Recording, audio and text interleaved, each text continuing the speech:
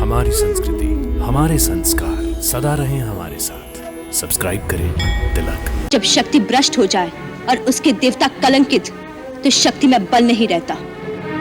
सत्य अकेला हो तो भी भ्रष्ट शक्तियों की अपार सेना उसके सामने पराजित हो जाती है। तूने आज तक केवल देवताओं को परास्त किया है। एक पवित्र पतिव्रता नारी की सत्य बल से तेरा सामना नहीं हुआ। अहंकारी मूर्ख, तूने पाप वृत्ति से एक बार अपने पापी हाथों से मेरा अंग स्पर्श किया है। इतना ही दोष तेरे नाश के लिए पर्याप्त है। मेरे शूरवीर और धर्मपरायण पति के विषैले बाण निश्चय ही तेरा समूल नाश कर देंगे।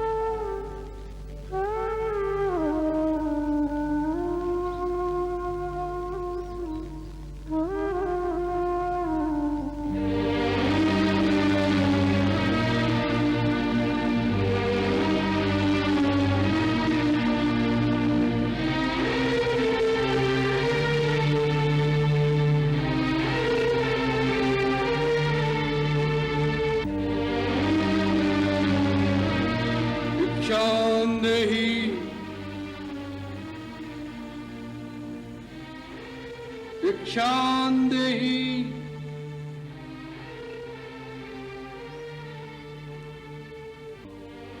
भिक्षान्देहि भिक्षान्देहि भिक्षान्देहि।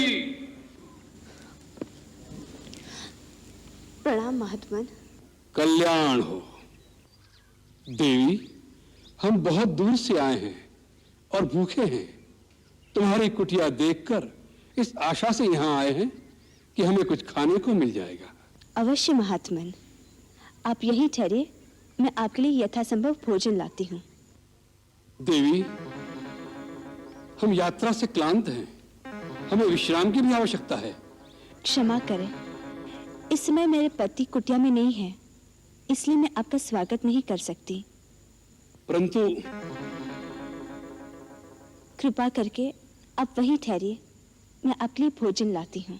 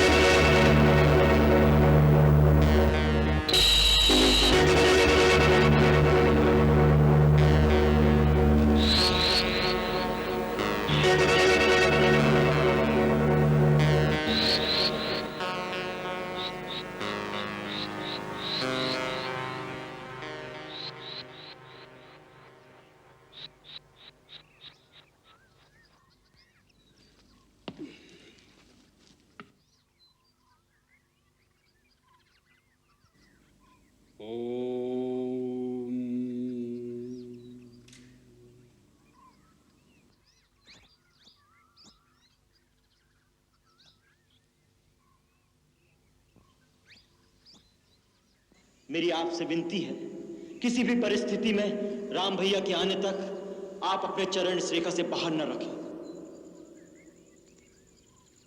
मुनिराज, मैं आपके लिए भोजन लाई हूँ, ये लीजिए।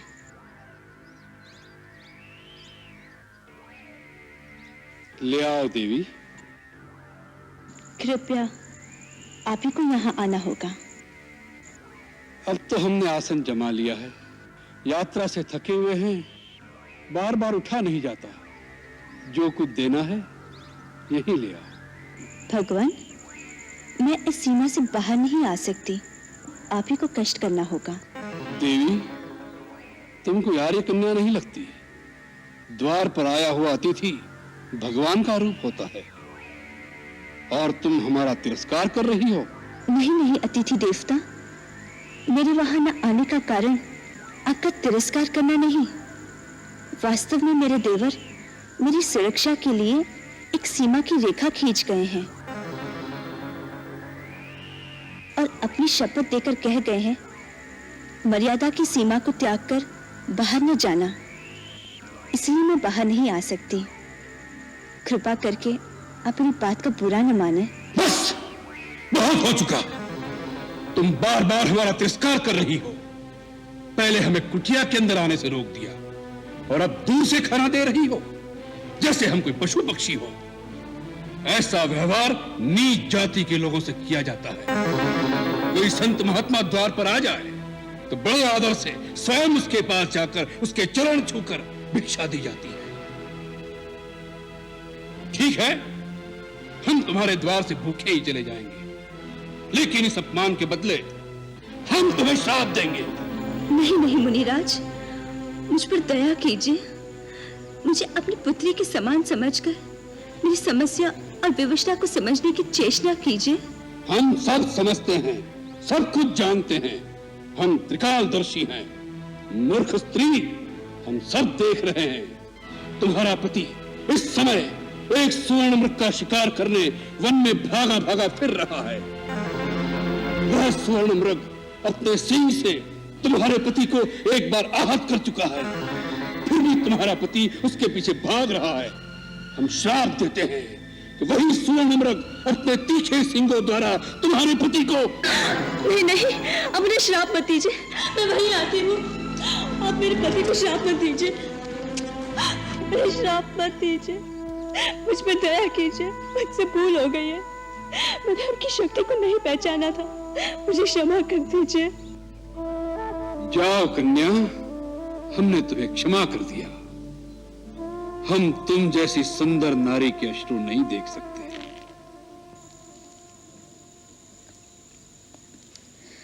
मैं मिथिला नरेश महाराज जनक की पुत्री हूँ। मिथिला की राजकुमारी, और इस अवस्था में ये कैसा दुर्दैव है।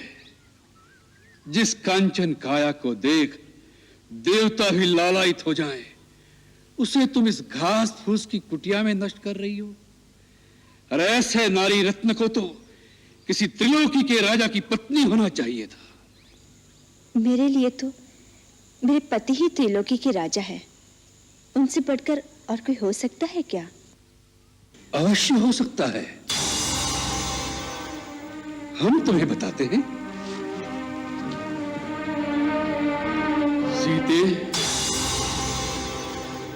जिसके नाम से देवता, नाग, किन्नर, असुर, राक्षस अर्थात संसार के संपूर्ण प्राणी थर्रा उठते हैं। सूर्य, चंद्र आदि नवग्रह जिसकी इच्छा से चलायमान होते हैं। जो संसार के समस्त चराचर प्राणियों का स्वामी है, जिसे देख वृक्षों के पत्ते भी भय से स्तब्ध हो जाते हैं। अरे वायु भी जिसके सामने सांस नहीं ले सकती। तुम तो उस लंकाधिपति रावण की पत्नी होने योग्य हो। ऐसे पाप पूर्ण वचन कहते हुए तुम्हें लज्जा नहीं आती? कोई महात्मा के वेश में तुम एक दुरात्मा हो। कौन हो तुम? तुम्हारा दास, वही लंकेश्वर रावण।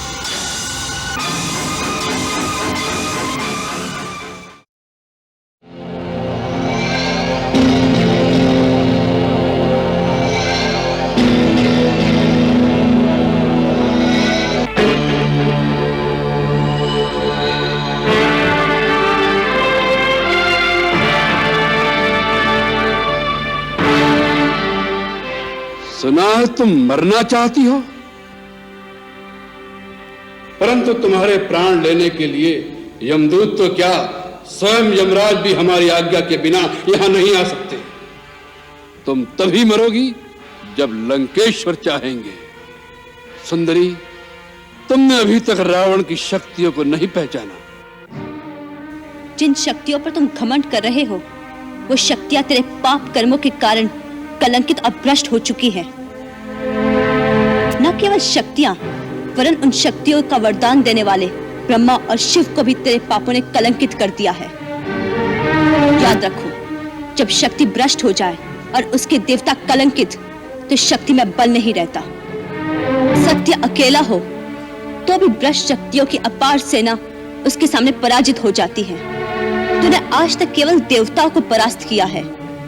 एक पवित्र पतिव्रता नारी की सत्य बल से तेरा सामना नहीं हुआ। अहंकारी मूर्ख, तूने पाप वृत्ति से एक बार अपने पापी हाथों से मेरा अंग स्पर्श किया है। इतना ही दोष तेरे नाश के लिए पर्याप्त है। मेरे शूरवीर और धर्मपरायण पति के विषैले बाण निश्चय ही तेरा समूल नाश कर देंगे। अपने राज्य से निकाले हुए, दर दर भटकते हुए उस वनवासी भिक्षुक की आशा करना छोड़ दे। एक अनजान बालिका की भांति एक भिखारी का सपना मत देख, जो कभी सच नहीं होगा। सपना देखो तो लंका की साम्राज्ञी बनने का, जिसके साकार होने में केवल तुम्हारे हाँ कहने की देर है। तीनों लोकों की सुंदरियां अपने हृदय में यही सपना संजोए बैठी रहती है, परंतु तुम कितनी भाग्यशाली हो सीता, कि स्वयं त्रिलोक विजयी रावण तुम्हारे सामने प्रेम की भिक्षा मांगने खड़ा है। जो शीश तीनों लोकों में कभी किसी के आगे नहीं झुकता, वह शीश तुम्हारे चरणों में झुका हुआ है। तुम्हारे केवल हाँ कहने मात्र से तुम इस अपार वैभव, असंख्य राक्षसी सेना, लंका की देव दुर्लभ संपत्ति और स्वयं लंकेश्वर रावण के हृदय की स्वामिनी हो जाओगी।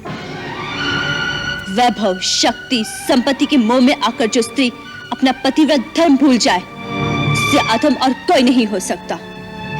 मेरे लिए वो मेरे बनवासी वीर ही तीनों लोकों की संपत्ति से अधिक मूल्यवान है। उस महान पुरुष सिंह के सामने तुम मुझे एक कायर, तुच्छ सिंगल लिखते हो, जो चोरों की भांति आकर एक असहाय अबला को छल से उठा ले गए। धिक्कार है तुम पर, तुम्हारे ऐश्वर्य और वैभव पर, तुम्हें जन्म देने वाली माता पर, तुम्हारे पूर्वजों पर, तुम्हारे कुल पर धिक्कार है। एक बार नहीं, 1000 बार धिक्कार है। इतना घमंड अपने पतिव्रत धर्म का, हम इस घमंड को आज इसी क्षण तोड़ देंगे। तुम्हारे सौंदर्य ने अपने काम बाणों से हमें विदीर्ण कर दिया था, इसलिए सच्चे प्रेमी की भांति हम तुम्हारे पास प्रेम की भिक्षा मांग रहे थे, परंतु तुम उस सादर के योग्य नहीं। लंका में लंकापति की इच्छा यदि कोई स्वेच्छा से पूरी नहीं करता, तो लंकापति स्वयं अपने बल से अपनी इच्छा पूरी करना जानता है। आज तुम्हें हम लंकापति की पत्नी बनने का सौभाग्य अवश्य प्रदान करेंगे। उठो, चलो हमारे साथ। सावधान पापी, इस प्राचीर को पार करने का साहस न करना।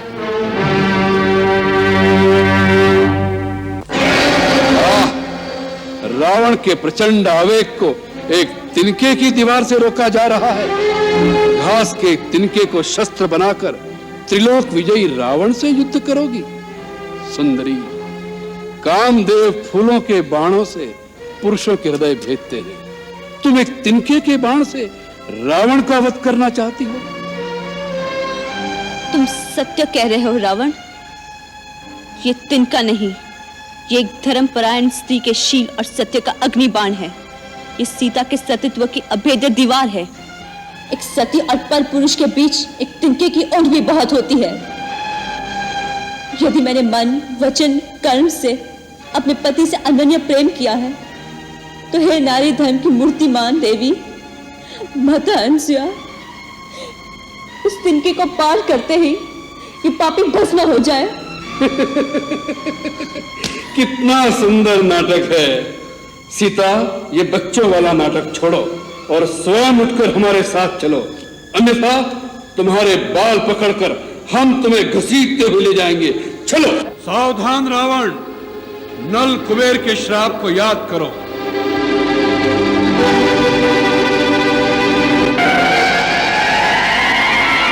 तूने मेरी धर्म पत्नी के साथ बलात्कार किया है।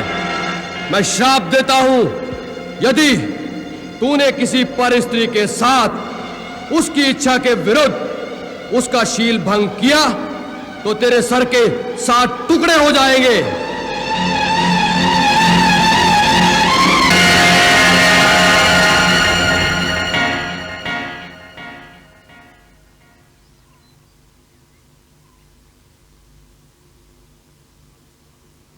सीते, हम तुमसे इतना प्रेम करते हैं कि हम तुम पर हाथ नहीं उठा सकते।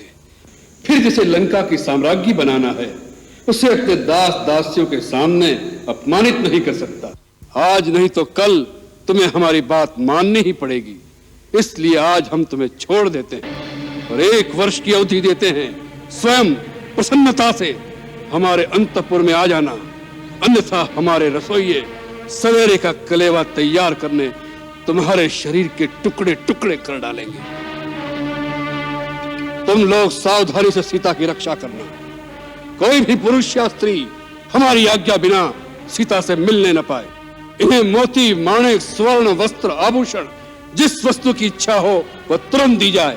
यह हमारी खुली आज्ञा है। सीता तुम्हारी भावी महारानी है, अतः जो कोई भी जानबूझकर या अनजाने में विदेह कुमारी से अप्रिय वचन कहेगा तो हम समझेंगे उससे अपने प्राण प्यारे नहीं है।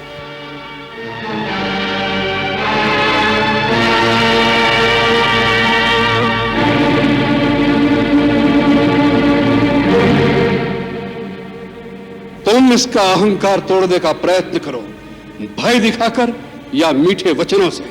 साम, दाम, दंड, भेद, किसी भी उपाय से इसे वश में लाने की चेष्टा करो। जो कोई इसके आत्मसमर्पण का शुभ समाचार हम तक पहुंचाएगा, हम उसे मुंह मांगा धन देंगे। जो आज्ञा महाराज।